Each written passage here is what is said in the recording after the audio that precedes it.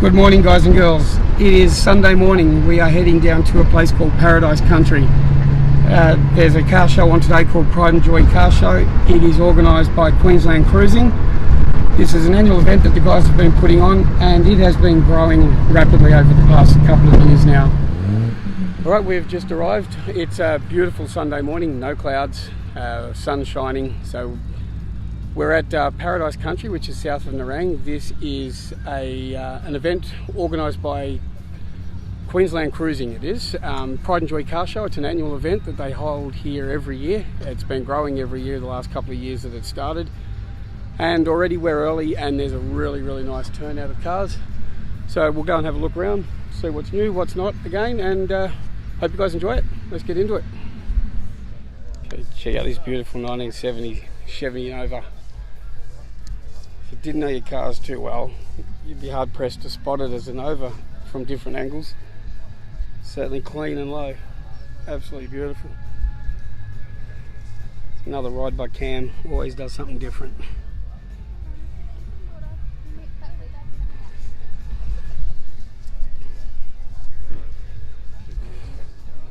Check that out, 468 big block.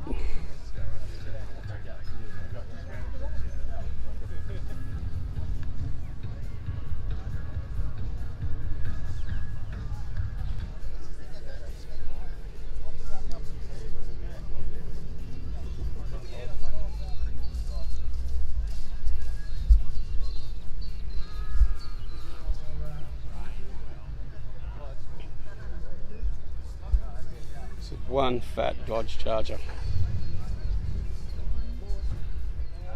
Right hand drive compliant, beautiful red leather and velour.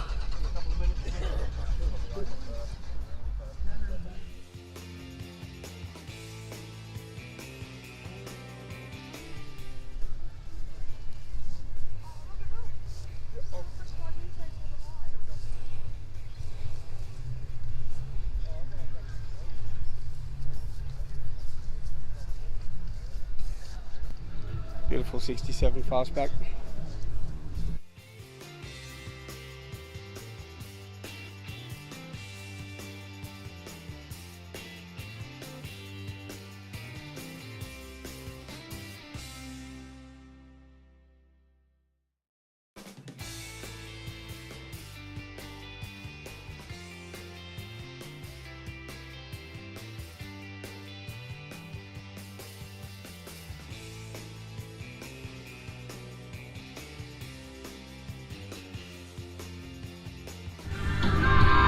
Alright, there's barn finds and then there's barn finds. Now, everybody throws that word around quite loosely these days, but there's a beautiful XA Ford Fairmont coupe here with 30,000 original miles on it. It's a second owner car.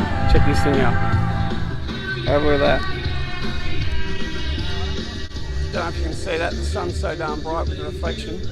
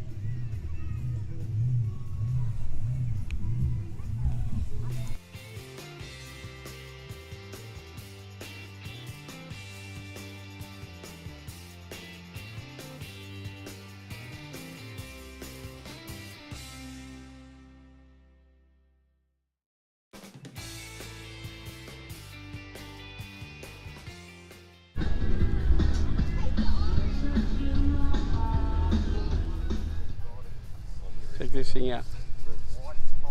Injectors on the original one. Now we're not sure yet where it redlines at because it keeps going past 8 and the owner really doesn't want to push it beyond that. Probably no need, but Fucking bulletproof little engine in a bulletproof little car. Quite a few 57 Bel Airs here today.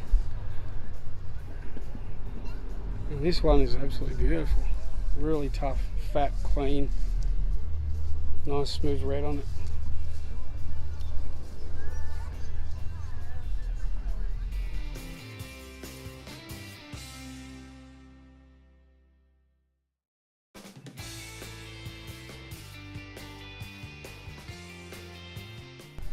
Pretty cool little Celica GT.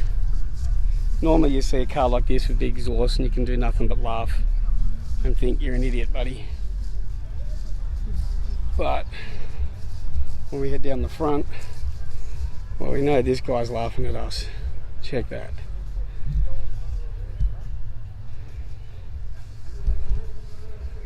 The car would have to weigh 1.2, 1200 kilos. The power to weight ratio will be off its head. Absolutely off its head. GT spec dash. That's cool.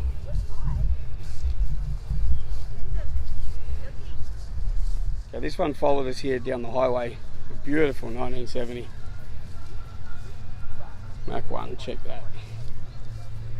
Very popular orange rear louver.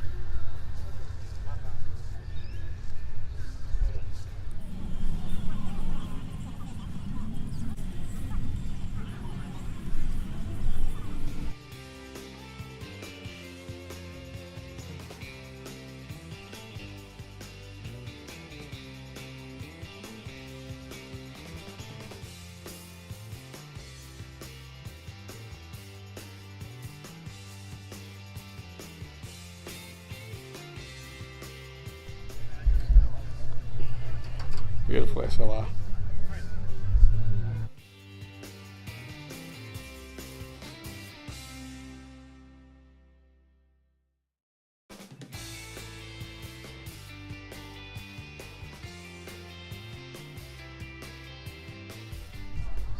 Another little forgotten car through the Chevy range, the Chevy Monza. Again, it's not a car you often see around. Power to weight ratio is crazy in these, that's for sure.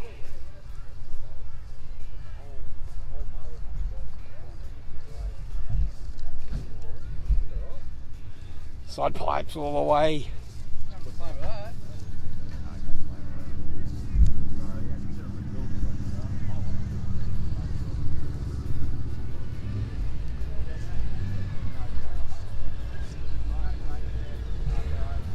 Another beautiful Chev here. There's no budget build on this one, that's for sure. This has just come back from America where it showed the Americans how to build an American car. Righty, 1941 Chevrolet Master Deluxe Coupe. Now I know that. Don't know my cars too well, but the sign's pretty clear on that one. There's no time wasted on this car.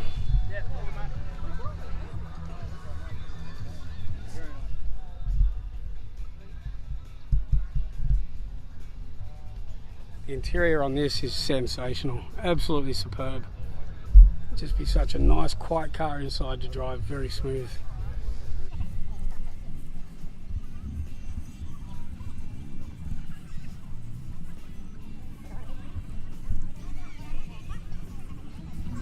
Alright, so we're just going to take a quick walk. We are actually now outside of where the cars are on display, but there's a beautiful 66, I think it is, that I see quite often, and I want to go and have a look at that, so come check this one out. Alrighty, here it is. So I think it's actually definitely first gen. I think it might be 64, 65, if you want to be politically correct about the year of the Mustangs. But there's your door handles. Love the two-tone silver and it looks fantastic. Look at that.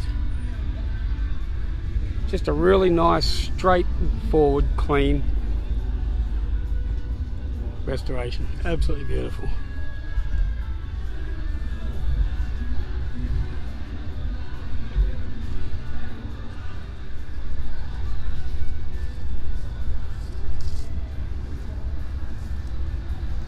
And there we go, the engine bay exceeds the first appearance of the car.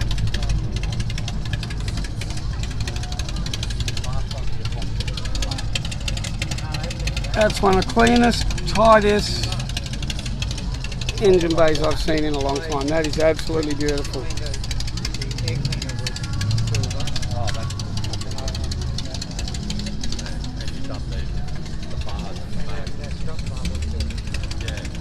Right, here's one for the Holden boys. I don't know if it's a DeVille or a Caprice. I don't know how to tell the difference. So DeVille, got some little sort of a 4-cylinder engine. Is that a turbo on top or something? I don't know. Yeah. See that thing, you throw it back in the seat. Look at it, that's insane. Good old Aussie muscle.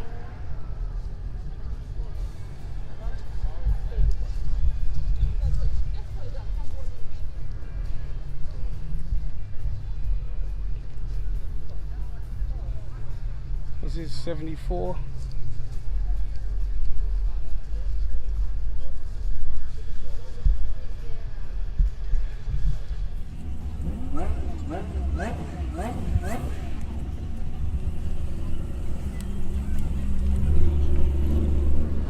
Alrighty, that's the end of today's show. Time to get out of here.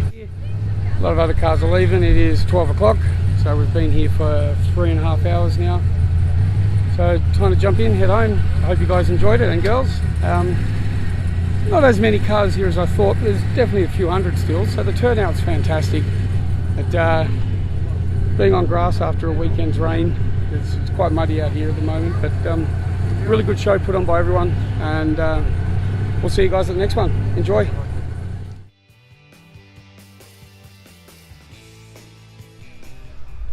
Alright, this is something I've never really done before.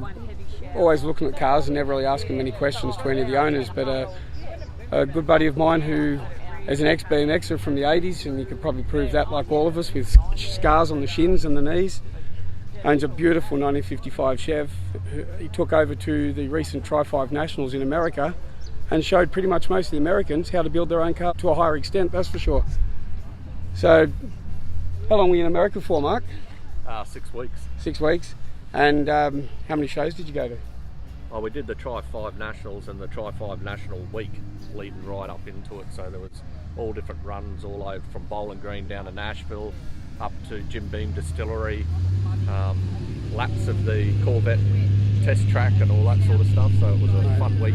That would have been the event. That would have been a bloody awesome experience. Really good. Yeah.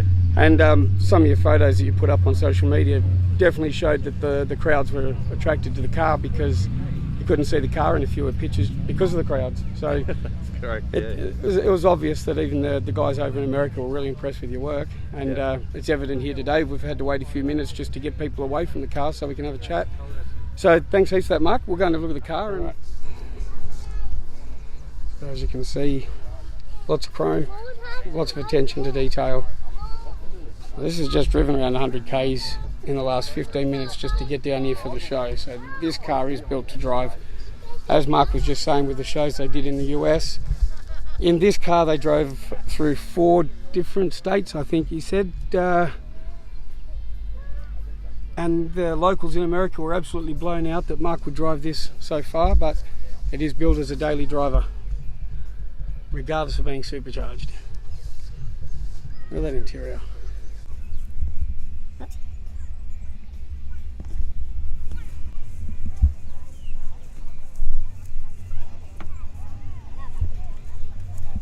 Mate, that's absolutely beautiful. Thank you very, very much. No How many states and kilometres do you reckon drove in this over there? How many different states? You drive 200 k's and you go through 3 or 4 states, don't you, over there? We started off in southern Illinois, across to Kentucky, down into Memphis. And you drove this one everywhere? Yeah. Yep. Yeah. Beautiful. See? We probably put about 3,000 k's on it while we're over. Wow. Yeah.